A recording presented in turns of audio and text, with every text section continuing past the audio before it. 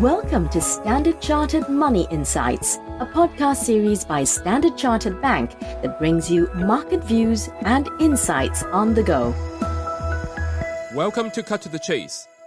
Today is Wednesday, the 10th of May. I'm Daniel Lam, your host for the podcast. I remember one of my ex-colleagues who always quoted the expression, "Nobody has a crystal ball," in every client meeting we went to. Well, this expression is used to address events that may have multiple outcomes. As investment strategists, we would typically analyze such events by assigning probabilities to potential outcomes.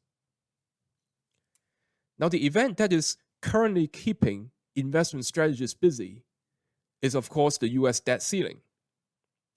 Janet Yellen warned of a constitutional crisis if the Congress failed to raise the national debt limit and the US default on bond payments.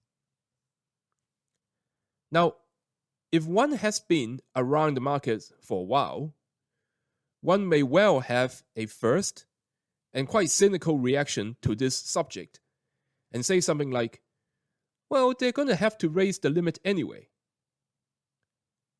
However, this could be a dangerous attitude this time around, because political polarization is at historically high levels, higher than the 2011 and 2013 debt ceiling crisis that generated volatility and downgrade of the US credit rating. Our base case remains that the US should be able to avoid a technical default, i.e., we believe the United States should be able to avoid missing payments for a limited time before the ceiling is lifted.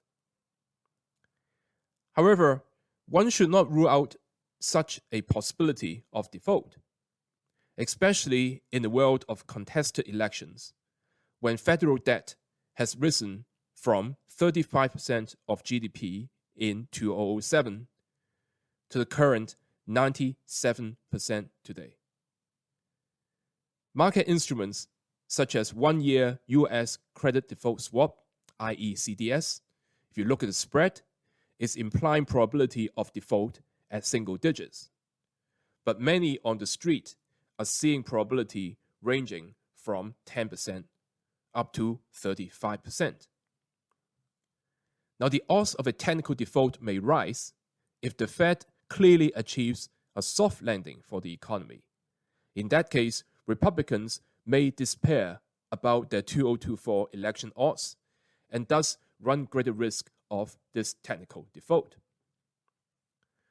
Regardless, this political brinksmanship is likely to generate significant equity market volatility. So if you recall, back in 2011, VIX rose from the teens to above 40% due to the downgrade of the US sovereign rating from the debt ceiling debate. If history were to repeat itself, then investors should take this opportunity to go safe in their portfolio. Investors should look to rotate their equity exposure to high-quality bonds, as well as adding to gold, which we spoke about this Monday as well as in last week. That is all from me for today. As always, if you enjoy this podcast, please don't forget to rate and like it. Thanks for listening, and we wish you a happy day ahead. Thank you for listening to Standard Chartered Money Insights, a podcast series by Standard Chartered Bank. For more details on the latest market insights, subscribe to Standard Chartered Money Insights.